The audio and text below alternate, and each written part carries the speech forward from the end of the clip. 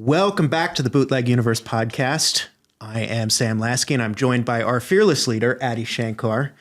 And today we have an awesome guest, one of Adi's oldest and dearest friends in the industry, Jason Shuman. Great guy. Should we go into what Jason's credits are? Yeah, so Jason is the producer of Role Models, Half Brothers, Lone Survivor. He is the co-creator of Acapulco, which you can watch right now on Apple TV Plus, an amazing show, and the executive producer of Winning Time on HBO. I first met Shuman, I call him Shumanator. I used to call him Shumanator because I'm just weird. I met him in 2008 when I was stealing Fiji water from him, and he caught me. And then 2 weeks later, sat me down and explained to me what being a producer was and what it entailed. And he gave me some like really riveting life advice, and I hold on to till today. And I'm just very grateful for this wonderful human being who's just a ball of positivity and attracts good things into his life, even though it seems like it's just happening. And today we're going to be talking about exactly that, positivity, making friendships in Hollywood, and the importance of having a squad.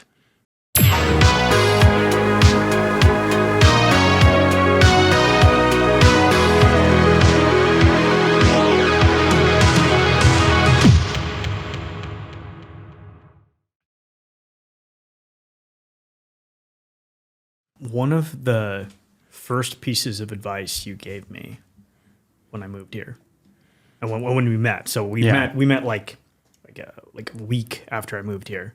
Oh wow! I didn't realize it was that fresh off the plane. Yeah, maybe even less than a week, like literally Wow. days later, because Doug and Spencer had come out before. They'd set up the office, and then you were there, and we met and we talked, and I'm like, oh my God, Role Models was sick, dude. And Bangkok Dangerous was just about to come out, and then it had come out. And then one of the first pieces of advice you gave me was like, dude, it's about relationships. Like, get to know people, build a squad, you didn't call it a squad. You said like a group, a community.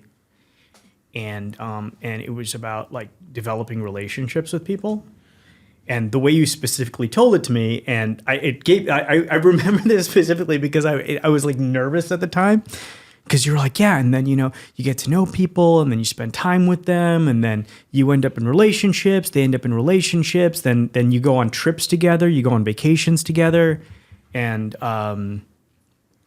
then your kids become friends, and it was like this whole thing. And I remember like the idea of like going on vacation with someone, and I was freaking out because I'm like, they're all gonna find out that I'm a fucking weirdo. I can't do that. But and you gave me this advice in 2008, and I look back at the now this has been 2008, so this is like 15 years that I've been out here, and that is one of the best, most accurate pieces of advice someone has ever given me. Well, that's lovely to hear because it's an advice out of friendship, and it's a positive attribute as opposed to a controversial one. So I'm happy to hear that it was advice that I would still give to this day. In fact, I'd probably double down on it.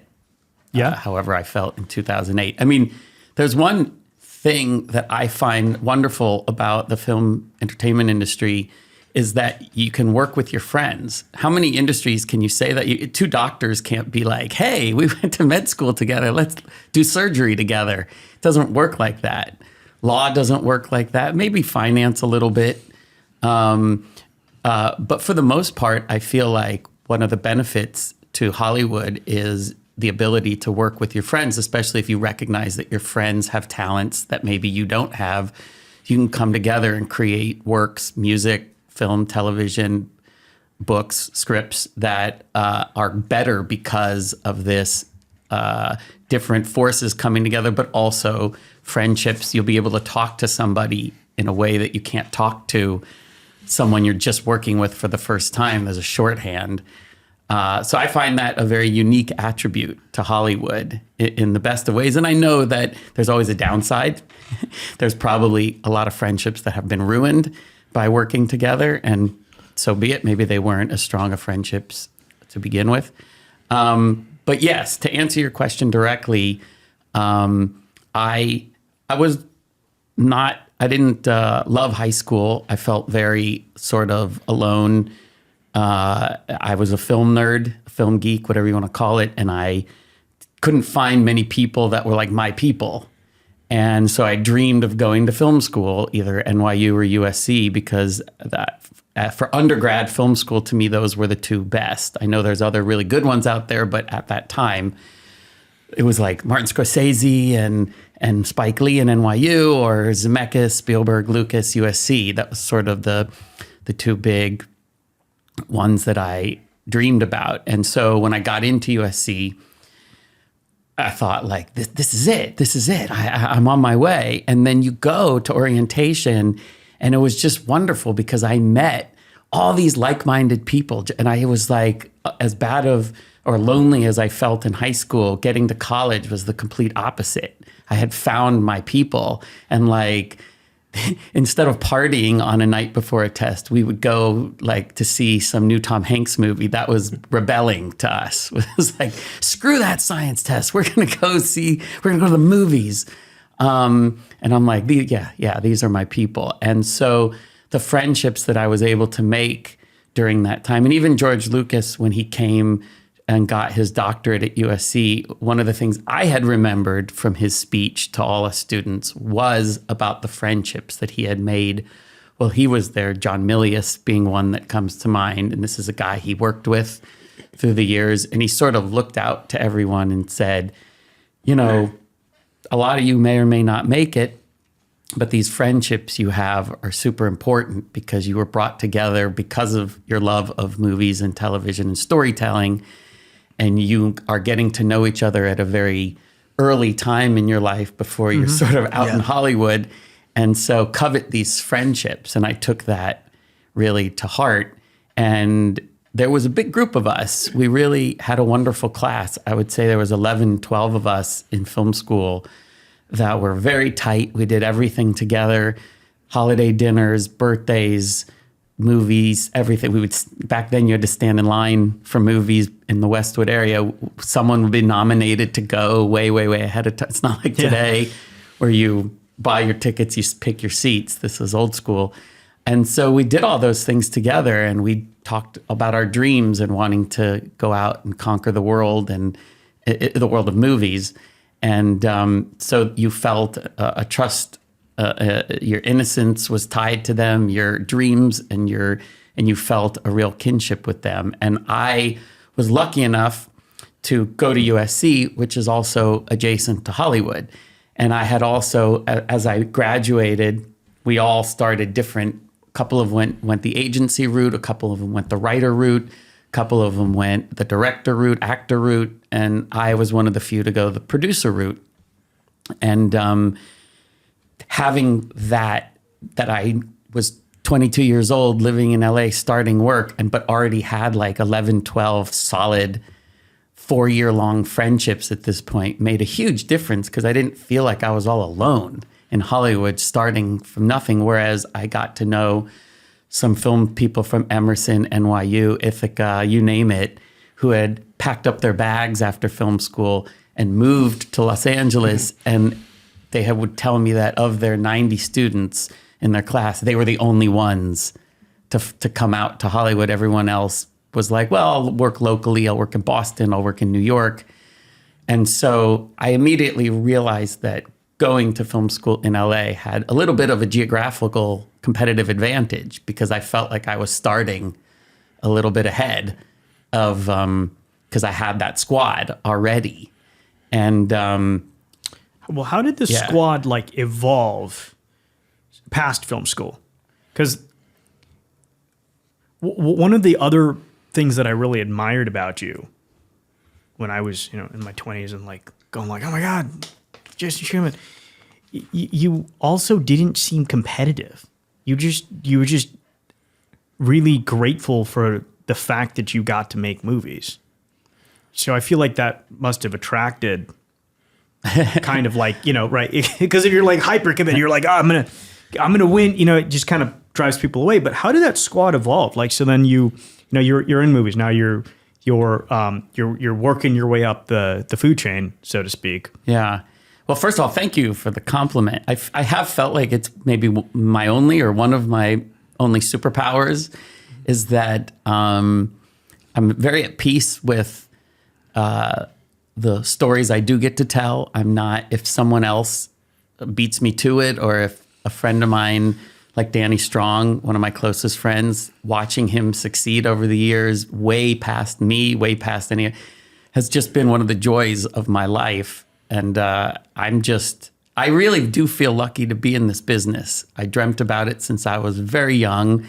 And I know there's a dark side to Hollywood, but for me, it was like, they pay me to tell stories. They pay me to be on set, to do what I love to do. This seems so crazy. And I've never lost that love. And so even though I may have times where I'm upset something didn't go the way I thought it should go, for the most part, I felt optimistic and happy for, I don't know if non-competitive, but it's just grateful.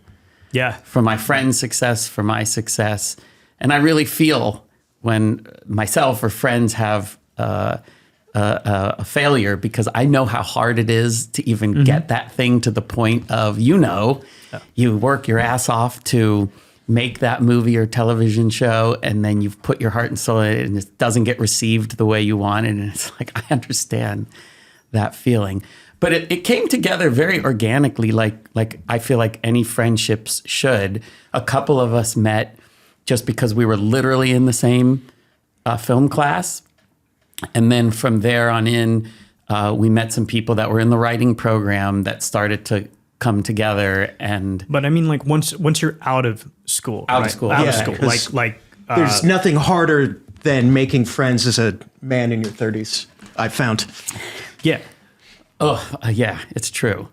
So once we got out of school, we devoted ourselves to staying in touch and getting together as often as possible, especially none of us were married at the time. I don't know if any of us even had like serious girlfriends. So it was a lot easier in your 20s to always get together, always be going out for birthdays, holidays, even just random Saturday nights.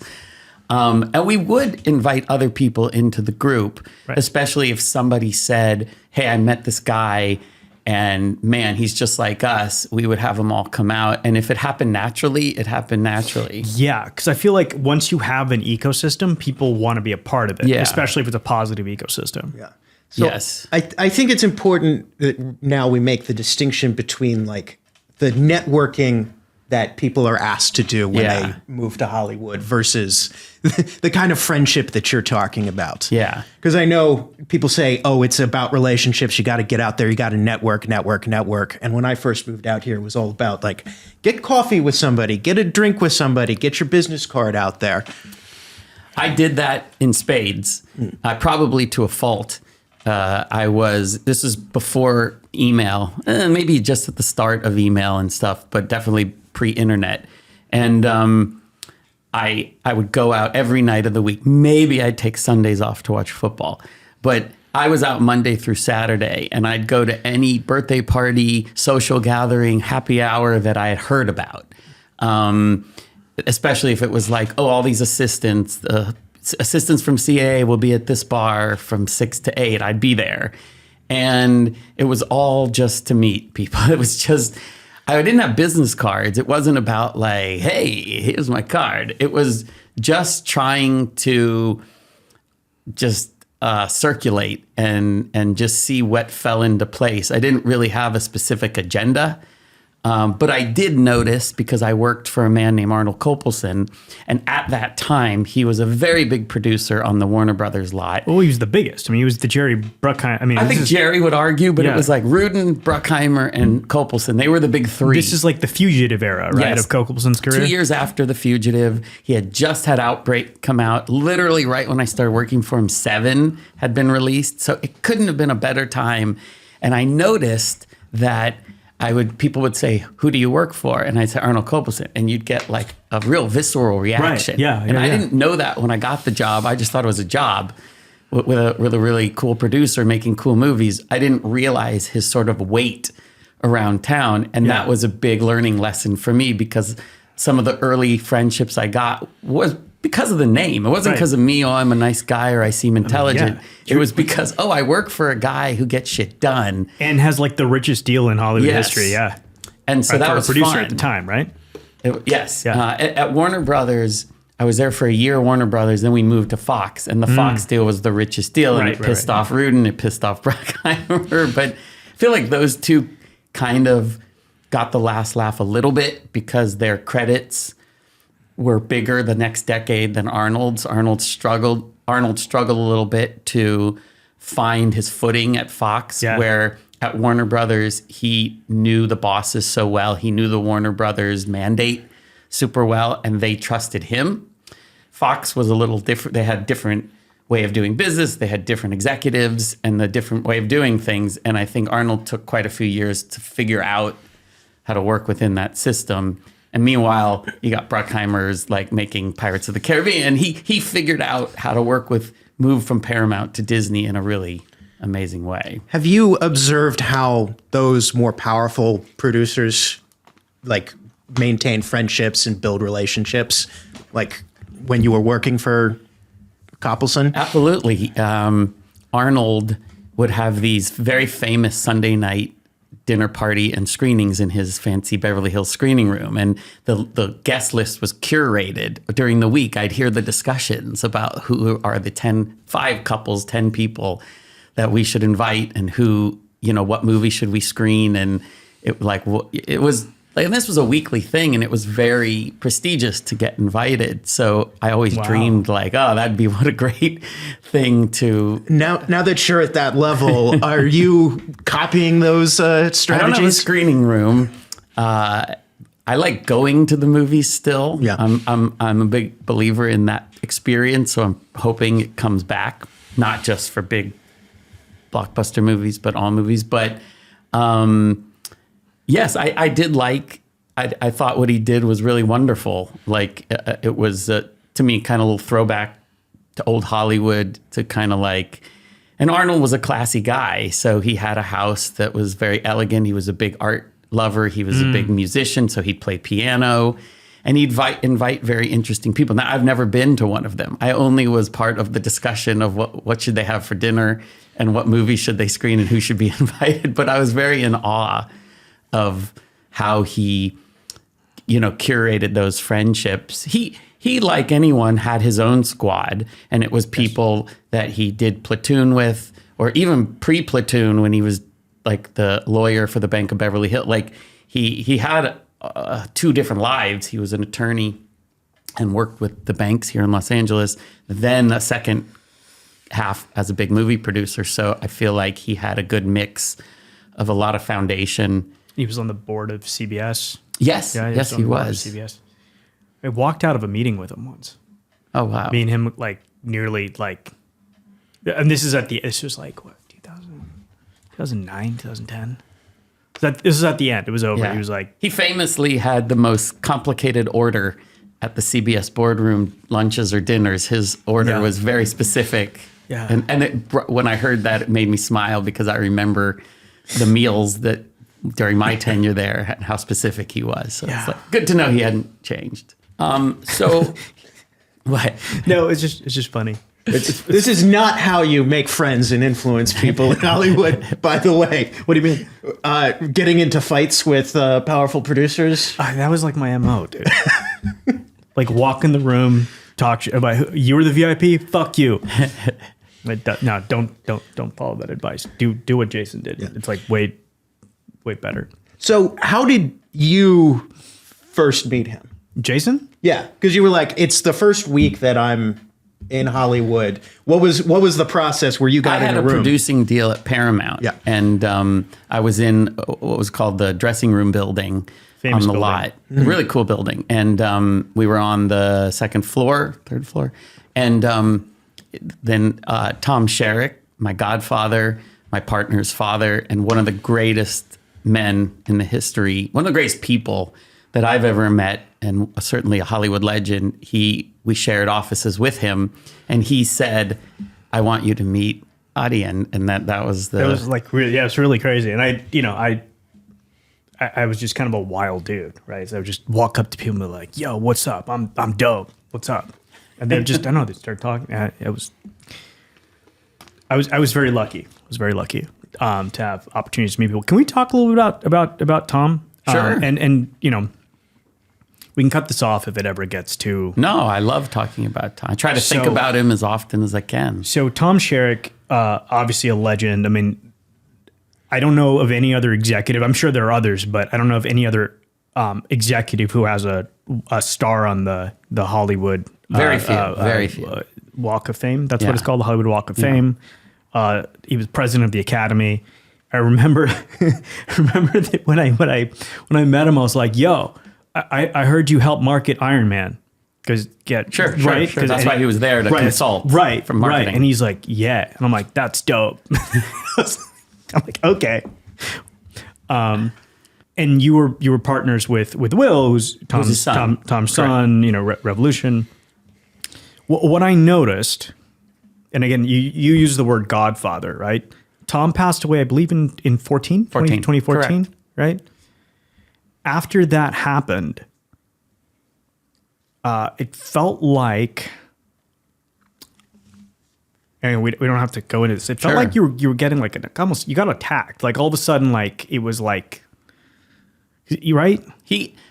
Tom. There was a protection. There was like a protective layer, and then it's like the umbrella goes away, and then all of a sudden, like people are like, "Oh, I can, you know, it's like part of the squad's gone, and we can like fuck with this guy. We don't have to honor deals and that, you know."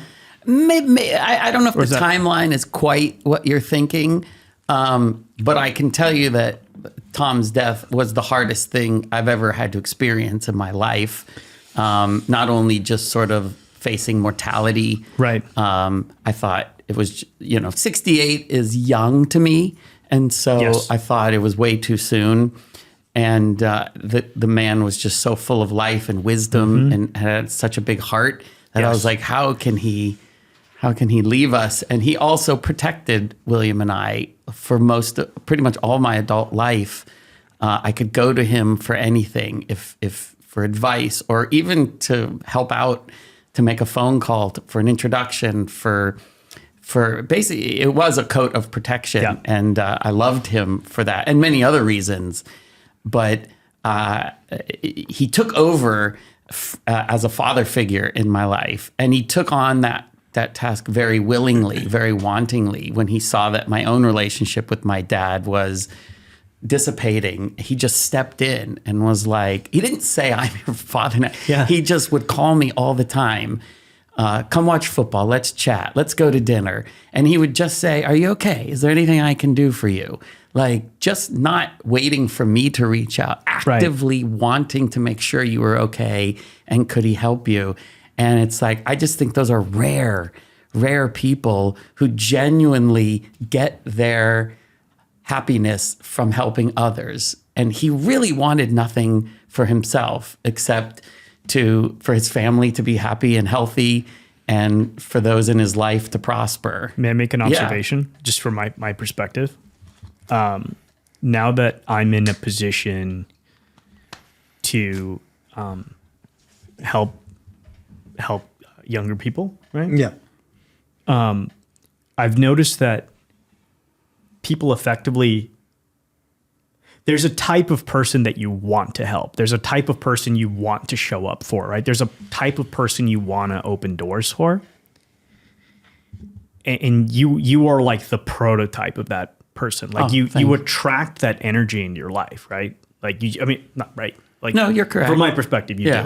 There's like a thing you do that you're putting out that has mentorship, fathership, godfathership show up into your orbit. Magically somehow when you need it the most. Right. Isn't that crazy? Right. If you believe in it, and I have no reason but not to believe in it because it's helped me out so much in life. But I can tell you, I even remember when Tom was at Fox in his last few years there, his assistant would call out like, so-and-so's on the phone. And he'd be like, who's that? And the assistant would, hold on. And then I'm sorry, what are you calling about? And it would just be like someone, he lives in Pennsylvania and he wants your advice on something. And he'd be like, okay. Yeah. He would take the call. Yeah. And he wouldn't just do that thing of like, ignore. Yeah. Like he would return everyone's phone call. He didn't care if, and the saddest part is there are people who take advantage of that and shame on them, but he didn't think about that. He was just like, there's someone on the phone. He's asking me for a favor. If I can do the favor, I'll do it. And that was a big early learning lesson to me, was like, this guy will spend 5 minutes and see if he could help a stranger because they got his number and called him.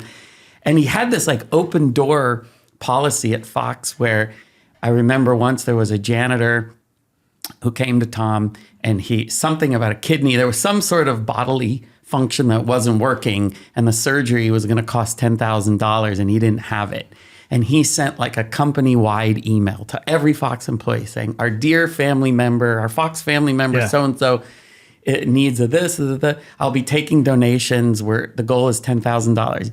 It didn't matter if only $200 got dropped off. He would make up the difference. Yeah. So if $5,000 came in donations or $2, always the email the next day would be like, he wouldn't say that he was the one who made up the difference. It would just say, because of everyone in the Fox family, our dear friend and janitor so-and-so is going to have a successful surgery.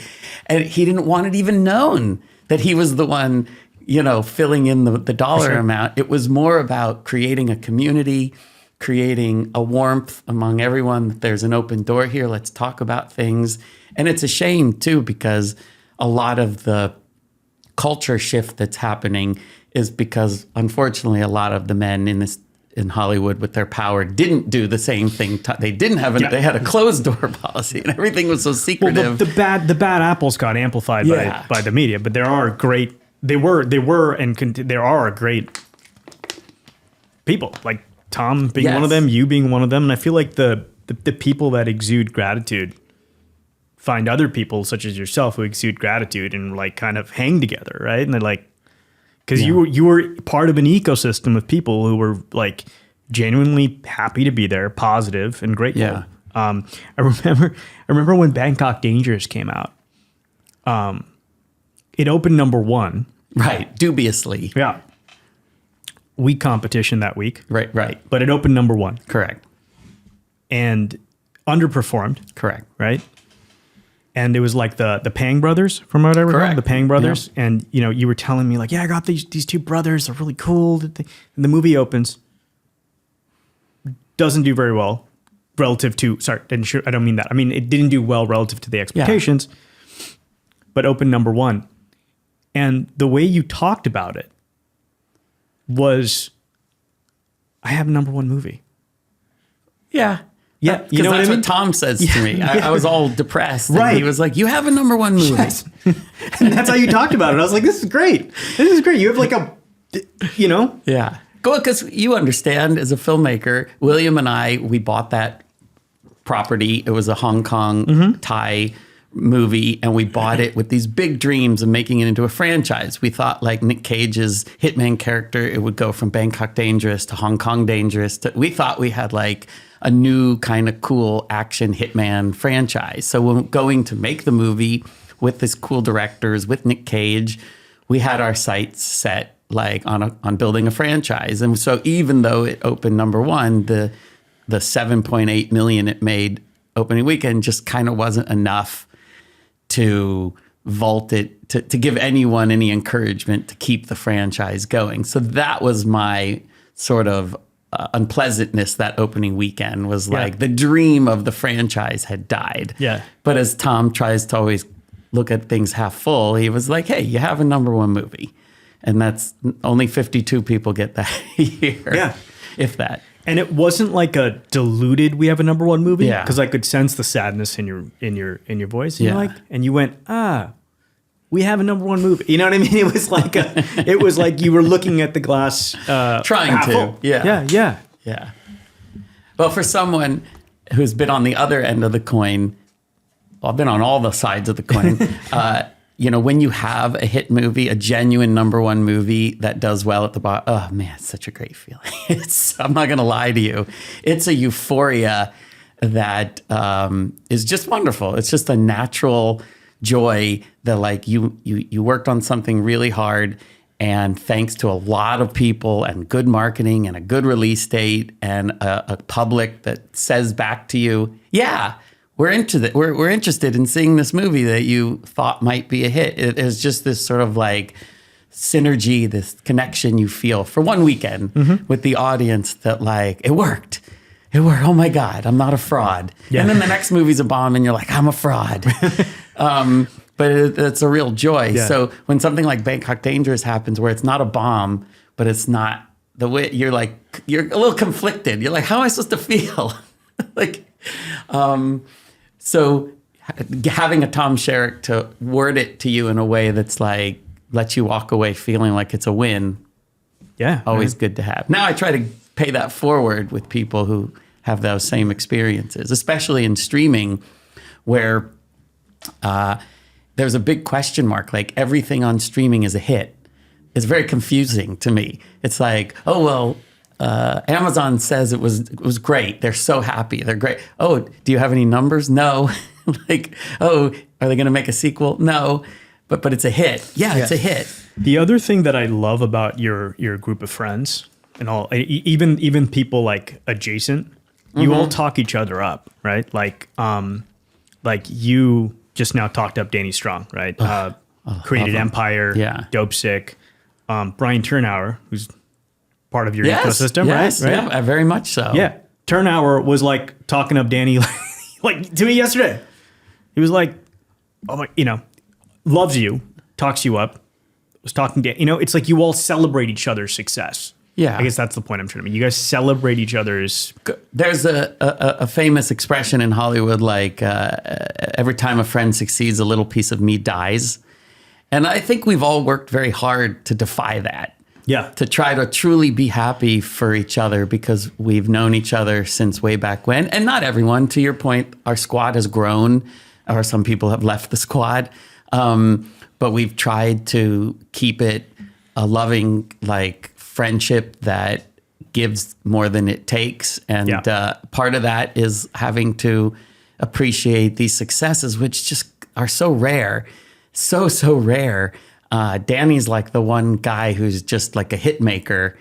And the reason we all have so much love for him, or one of the many reasons, is because, he came from nothing. He put himself through school.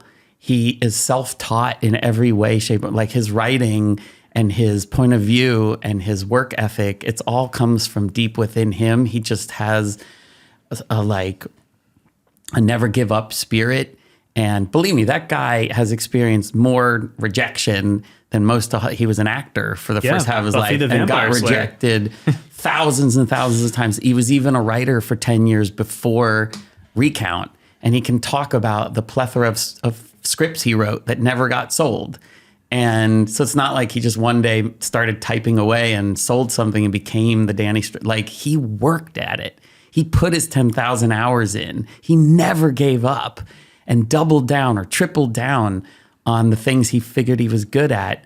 And his success is all self-earned to me. I mean, you always need a little bit of luck, but when you watch that guy, you're like, oh, there's a reason. Was Feige part of your squad? Kevin Feige? I wish.